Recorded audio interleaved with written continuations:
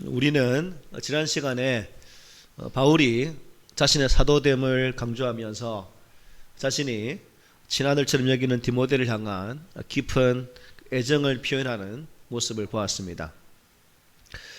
바울이 디모데에게 보낸 서신에서 다른 서신을 쭉 봐도 여기 보니까 지난주에 봤던 은혜와 평강 사이에 긍휼이라는 단어가 포함되어 있습니다. 다른 서신은 없는 내용이거든요. 그만큼 디모데를 향한 그 아비의 심정이 너무나 간절했고, 또한 믿음의 아들 디모데가 하나님의 거룩한 목회 사역을 하나님 은혜로 감당하기를 소망했던 그의 모습, 이제 얼마 남지 않은 자신의 삶의 자리에서 그 믿음의 아들을 보고 싶어 하는 그 애절함, 간절함이 지난 우리 1절 5절 말씀을 통해서 살펴본 내용입니다. 바울은 참 자신을 따라다니는 많은 사람들이 자기 곁을 다 떠나버리고 누가만 남아있는 그런 상황, 참 외롭고 쓸쓸한 그런 상황이지만 그 음침한 감옥에서 믿음의 아들을 보기를 소망하면서 청결한 양심을 따라서 거짓이 없는 믿음을 가진 디모데를 향해서 아버지의 그 마음으로 보기를 원했던 그 마음을 살펴볼 수 있었습니다. 이제 오늘 본문은 바로 그러한 배경을 바탕에 두고 말씀을 보면 조금 더 쉽게 접근할 수 있는 그런 말씀입니다. 바울은 이제 이 말씀을 주면서 복음을 강조하고 또 이 말씀을 이어지면서 그러므로라는 단어가 두 번 나오는 것을 보게 됩니다. 그래서 그러므로가 6절에 있고 8절에 있기 때문에 오늘 본문은 결국 두 가지의 말씀을 우리에게 증거를 해주고 있다라고 보면 될 것 같습니다. 첫째 6절로 7절에서는 무엇을 원하는가? 그리스도인, 믿음의 사람이란 우리, 과연 나는 누구인가? 성도인 나는 누구인가? 라는 질문을 하고 있는 것이고, 또 8절에서는 그리스도인인 우리가 내가 곧 할 일이 무엇인가에 대해서 말씀을 해주고 있다라고 하겠습니다. 그리고 이 세 구절에서 바울은 복음과 함께하는 삶의 참된 모습을 우리에게 잘 설명을 해주고 있습니다. 비록 이 서신이 우리와는 다른 시대에 다른 공간에 살았던 젊은 목회자 디모데에게 보낸 편지이지만 그럼에도 불구하고 오늘 우리들에게 선포되어지는 그 참 엄청난 무게는 더할 것이 없음을 보게 된다는 거죠. 무슨 의미냐? 오늘 시대에도 우리에게 꼭 필요 적절한 하나님의 말씀이다 하는 것입니다. 여러분, 모든 우리 보면대에도 나사가 있잖아요, 그죠? 볼트가 있습니다. 이게 나사를 오래 쪼고 나면 자주 사용하는 것은 어떻게 합니까? 시간 지나면 좀 풀어지죠. 느슨해집니다. 무슨 의미냐면 우리의 신앙도 예수님과 처음 만났을 때에 그 참 간절함으로 인해서 참 아주 깊게 밀착되어 있는 그런 삶을 살지만 신앙의 삶을 한 달, 두 달, 몇 년 지나다 보면 그 저어진 나사가 풀리는 것처럼 하나님과의 관계 또한 소원해질 수가 있다는 것입니다. 결국 이것을 다른 말로 표현하면 뭘까요? 영적인 침체기를 맞이할 수 있다는 겁니다. 이건 누구나 똑같아요.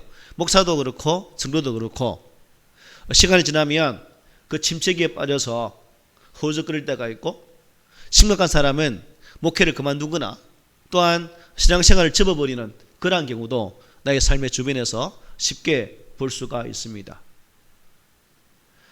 하나님을 향한 간절한 소망으로 부름을 받았지만 이러한 영적인 침체에 빠져버리면 잘못 헤어나지 못해서 자기의 갈 길로 가버린 경우가 있다는 것이죠. 따라서 우리의 신앙이 다시 한번 불타올려야 되는데 바울은 오늘 본문에서 그것을 말씀해 주고 있는 거죠.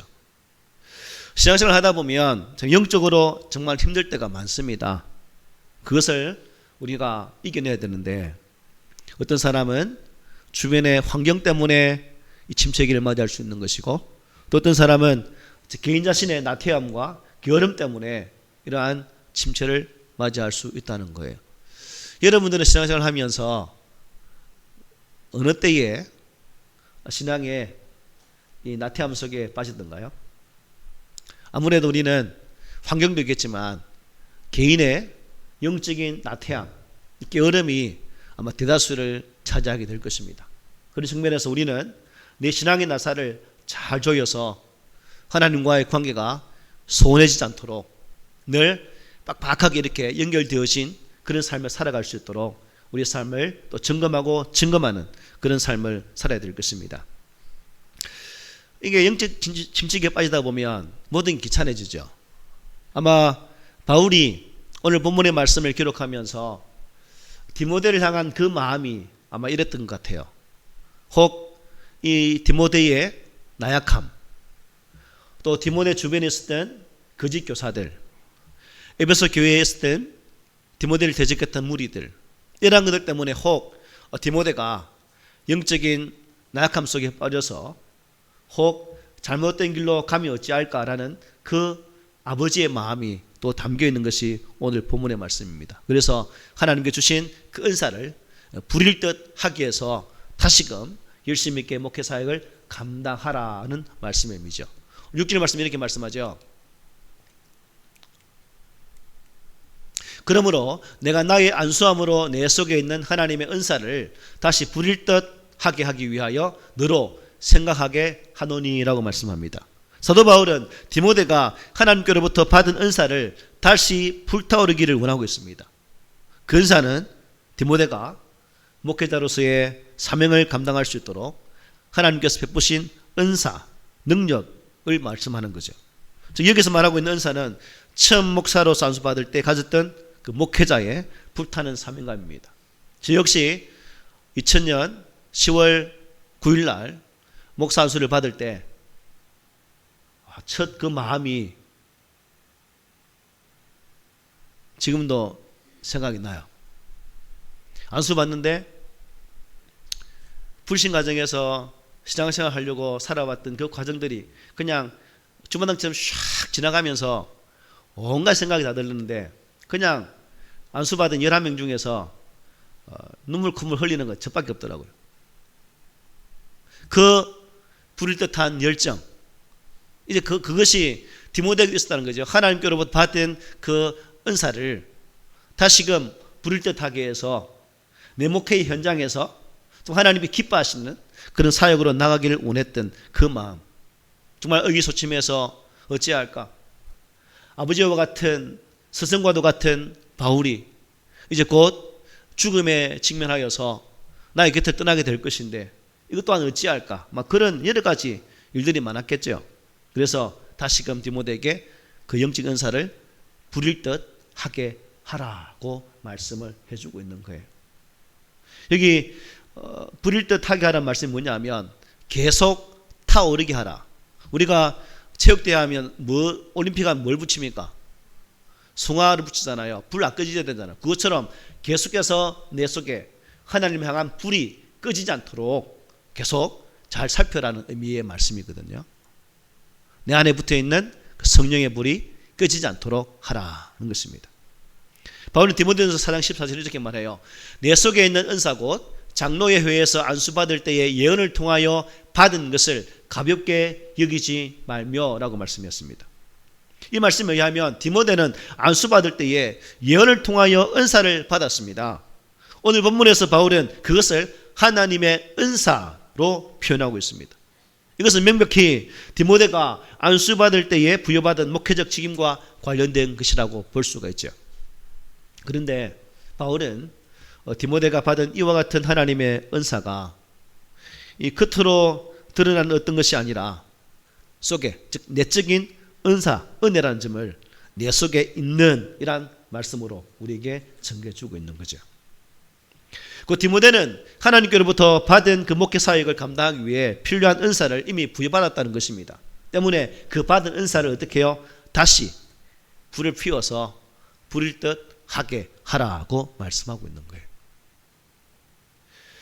그런데 바울이 보기에 디모데는 지금 그런 상황이 아니라는 겁니다. 지금 그런 상황이 아니라. 그렇건 하나님의 목회 사역을 위임받던 이 당시의 은사들이 식지 않고 계속 뜨겁게 타오를 필요가 있었는데 아마도 아까 말씀드린 것처럼 자신의 연소함, 또한 교회 내적으로 있었던 여러 가지 거짓 교사들과의 갈등, 로마 제국의 계속적인 기독교 탄압, 뭐 여러 가지가 다 가미되어 있겠죠. 따라서 로마 감옥에 있었던 바울은 자신의 영적인 아들 디모데에게 에베소 교회의 지도자로서의 역할을, 사명을 잘 감당할 수 있도록 하기 위해서 안수 받을 때에 그 마음을 되새겨 주고 있다는 것입니다. 저도 말씀드리고 싶은 것은 여러분들이 예수 믿었을 때의 그 첫 감격들을 다시금 끄집어내셔서 계속 불타오를 수 있도록 이렇게 세워나가는 작업들을 했으면 좋겠습니다. 피식피식 언제 꺼질지 모르는 그러한 연약한 불꽃이 아니라 성령의 뜨거운 불꽃을 말미암아 활활 타오르는 그 열정으로 내 개인의 영을 살리고 내 가정을 살리고 몸된 교회를 살리고 이 민족을 살릴 수 있는 그러한 열정으로 무장해 나갈 때 비로소 우리는 영혼이 꺼지지 않는 주께서 오시는 그 날까지 아름다운 믿음의 열정으로 살아갈 수가 있다는 사실입니다. 그래서 도널드 거슬리는 이렇게 말합니다.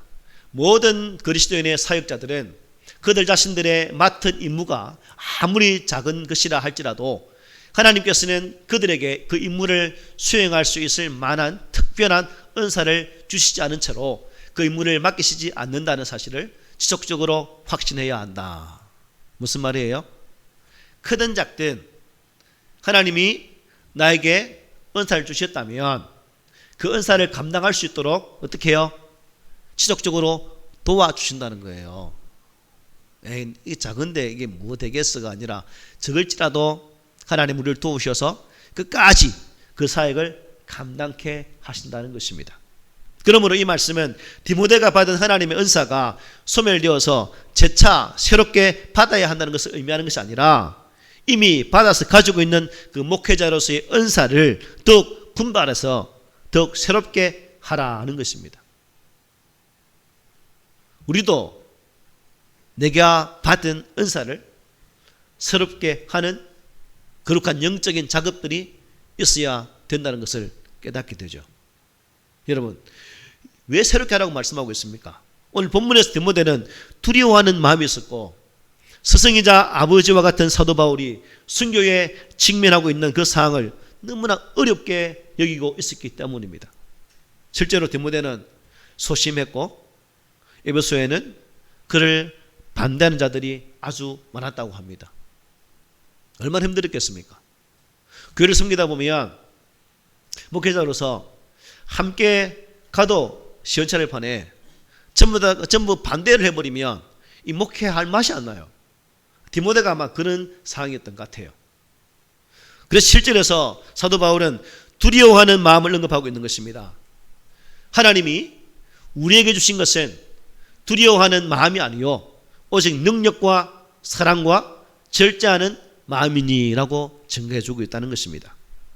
요즘 로이스에게서 어머니 유니게에서 배운 그의 신앙은 위기의 순간에 더욱더 빛을 발해야 되는데 그렇지를 못했던 거죠.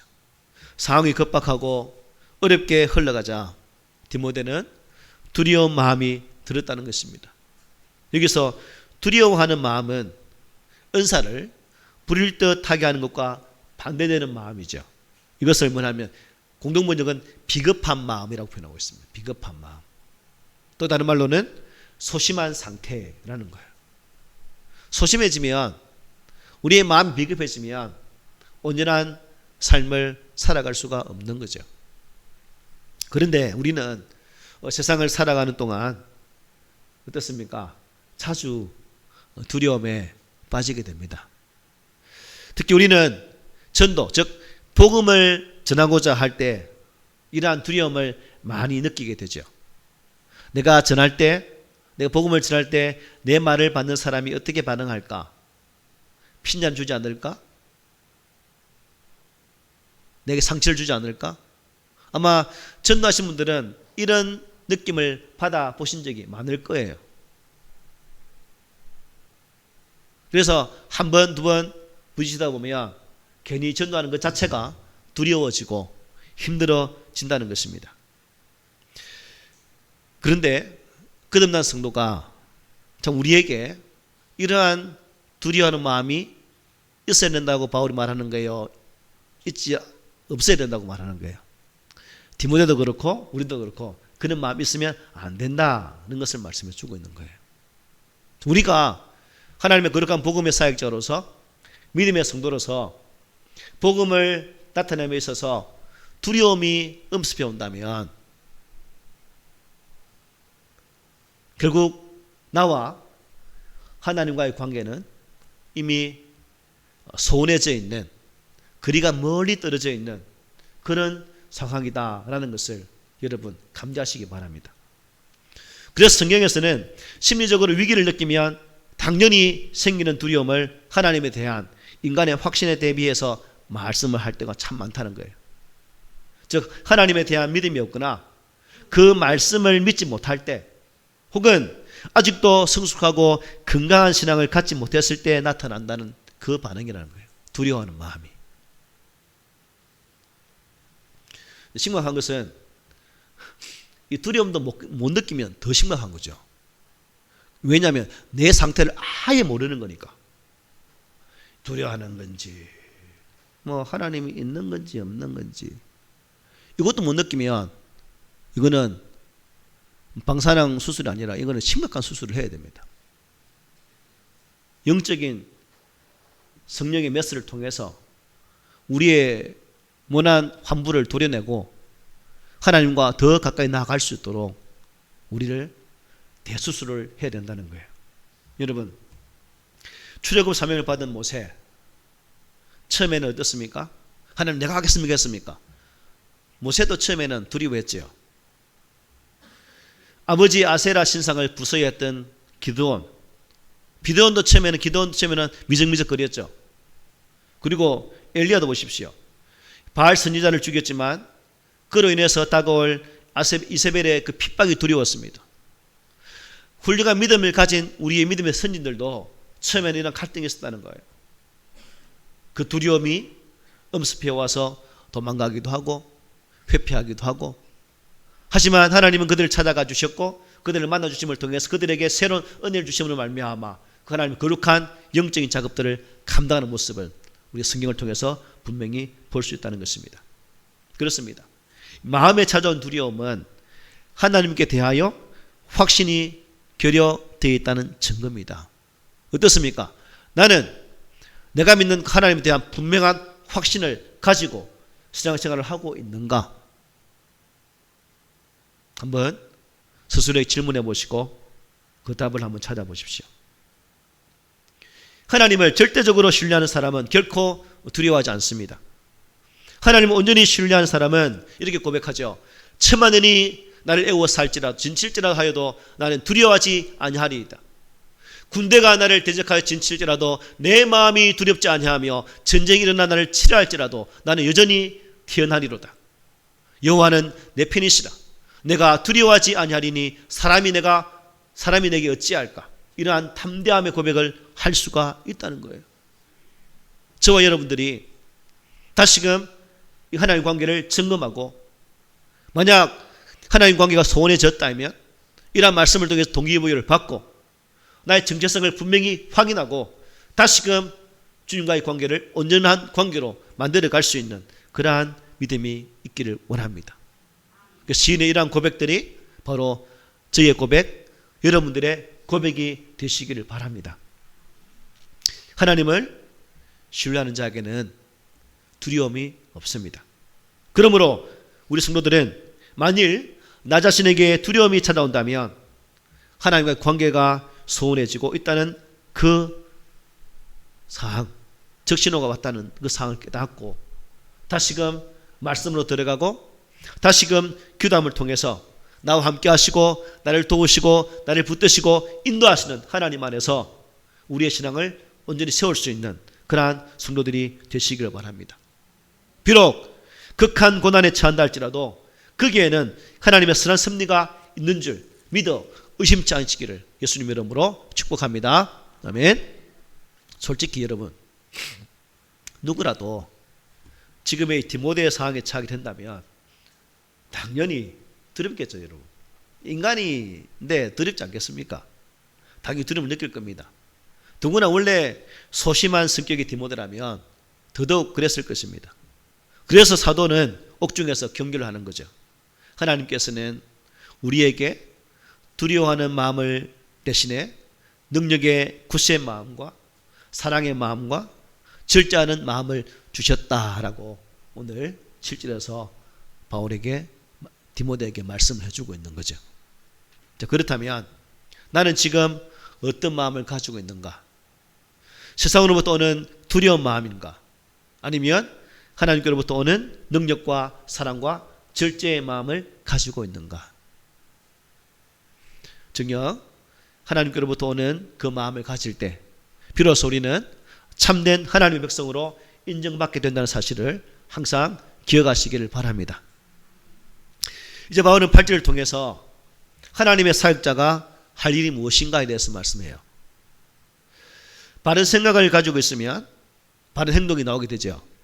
내가 하나님의 선물을 받은 존재, 즉 구원을 받은 존재라면 우리는 내게 선물 주신 그 하나님과의 관계성을 온전히 바르게 가져야 됩니다.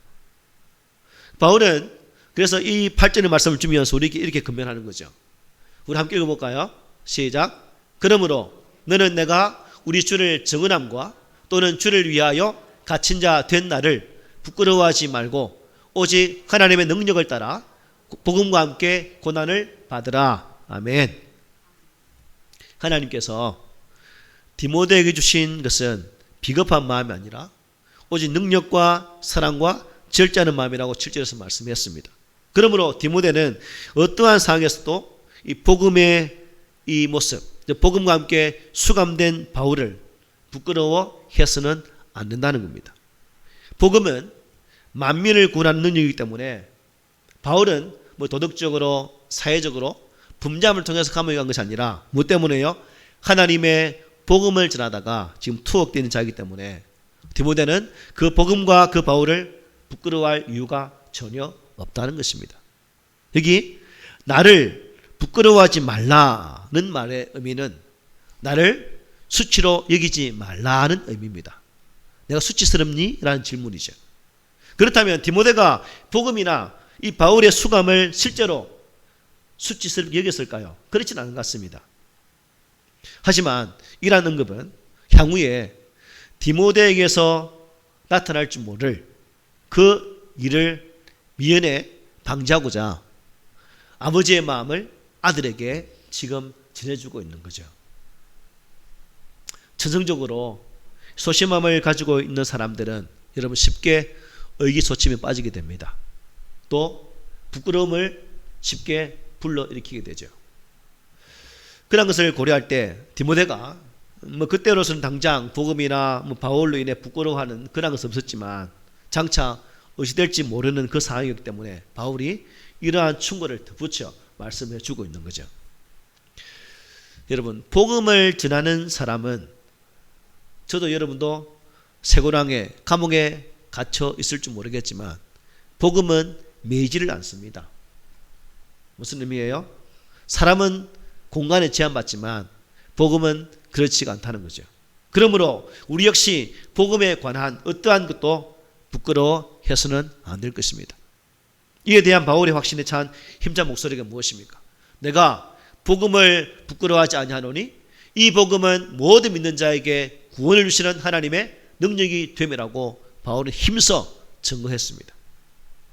진정 우리가 믿고 있는 복음이 영원한 생명을 소유하게 하는 유일무이한 방편인 것을 믿는다면 우리 모든 성도들은 복음 증거함을 부끄러워하지 말아야 될 것이고 또한 예수님의 그 은혜 복음을 전함을 수치스럽게 여기지 말아야 된다는 것입니다.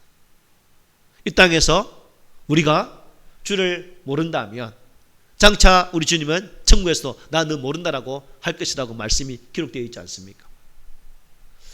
외면받지 않는 성도 또한 하나님께로부터 인정받고 자리에서 칭찬 들을 수 있는 그 자리까지 나가게 되지 않겠습니까?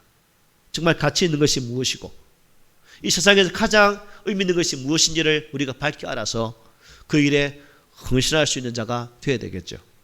그리고 바울은 복음이나 예수 그리스도를 위한 이 자신의 수감을 수치스럽게 생각하지 말 것을 명령하는 동시에 보다 적극적인 것으로 당부를 해주고 있습니다. 뭐예요? 하나님의 능력을 따라 무엇과 함께? 복음과 함께 고난을 받으라. 아들인데 너무 심한 것 아닙니까? 이렇게 말할 수 있겠죠. 이거 어떻게 고난을 받으라고 하니? 그냥 고난이 오면 회피하고 적당히 살아라 라고 말할 수 있는데, 바울은 고난을 받으라 라고 말했습니다. 고난을 받으라. 고난을 받으라. 제가 이거 원어를 보니까 우리 한글 성경은 고난을 받으라고 말하고 있는데, 학대를 서로 분담해라. 고난을 분담하라는 거예요. 즉 바울이 당하고 있는 그 고난을 받으라가 아니라, 내가 지금 내 삶 속에 복음으로 말미암아 고난이 채워져 가고 있는데 디모데야, 이 고난을 함께 나누어 주면 좋겠다, 이런 의미의 말씀이죠. 함께 나누는, 고통은 어려움을 나눌수록 가벼워진단 말이 있지 않습니까? 바로 그런 의미예요. 그러니까 바울은 지금 믿음의 디모데에게, 디모데야, 지금 내 몸에 채워져 있는 이 고난을 너도 함께 나누면서 복음의 사역을 감당했으면 좋겠다. 단 하나님은 뭐예요? 능력을 따라, 즉 그 고난을 채워감에 있어서 네에게 그냥 하라는 것이 아니라 능력을 주셔서 감당하도록 하신다라고 말씀하고 있는 거예요. 하나님은 일만 맡기시고 야, 너 뼈 빠지게 수고해 라는 분이 아니라 그의 능력을 함께 주셔서 감당할 수 있도록 한다는 거예요. 앞에 거스리의 말도 있잖아요. 적든 크든 내게 주신 사명이 있다면 하나님은 그것을 감당할 수 있도록 우리를 도우신다고 말했잖아요. 똑같은 의미죠. 여러분, 고난에 동참할 준비가 되셨습니까? 고난을 함께 나눌 준비가 되셨습니까? 혹 고난이 오면 꼬뭉이야 나 살리라고 다 내빼겠습니까? 겟세마네 동산에서 주님의 잡히심 가운데 뿔뿔이 흩어졌던 제자들의 모습들, 주님이 마지막 십자가를 앞에 두고 신받을 때에 저주까지 하며 모른다고 배반했던 베드로의 모습들, 혹 그들의 모습이 나의 모습은 아닌지 한번 살폈으면 합니다. 오직 하나님의 능력을 따라 고난을 받고, 아니 그 고난에 동참하는 삶, 이것이 오늘 이 시대에 우리를 향한 하나님의 간절한 소원입니다. 나 혼자만의 일신상의 평안을 위해서 사는 것이 아니라 공동체를 위해서 헌신하고, 또한 주시는 능력을 따라 감사하면서 그 능력에 합당한 삶으로 나아가는 그런 믿음의 아름다운 모습, 이것을 하나님은 오늘 우리들에게 간절한 모습으로 기대하고 소망하고 있다는 것입니다. 헌신할 때 힘들지 않을까? 고난이 더 힘들어서 내게 뼈빠지 고생하는 건 아닐까? 라고 고백하는 것이 아니라 주를 경외하고 거룩한 복음의 고난에 동참하며 살아갈 때 다가오는 고난이 있다면, 이때가 바로 하나님의 은혜를 경험할 수 있는 가장 좋은 기회구나라고 우리가 고백한다면, 여러분의 삶 가운데는 세상에 그 어떤 것도 침몰치 못할 것이고 우리 하나님의 전적인 보호하심 은혜가 함께할 줄 믿습니다. 여러분 믿습니까? 이 믿음이 있어야 된다는 거예요. 그래서 요한은 어떻게 고백하십니까? 내가 가는 길을 그가 아시나니 그가 나를 단련하신 후에는 내가 순금같이 되어 나오리라. 이게 고난 가운데 있는 우리가 고백되어야 할, 우리 입술로 찬양해야 될 말씀 아니겠습니까?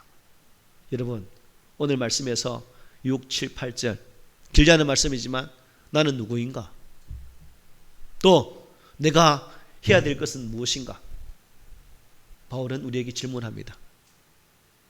이 두 질문 앞에 여러분 스스로가 믿음으로 고백하고 하나님의 능력을 따라 여러분 각자에 부여되어진 그 사명을 잘 살펴서 말씀으로 순종할 수 있는 그런 신실한 믿음의 성도가 되시기를 주의 말씀으로 권면합니다. 아멘.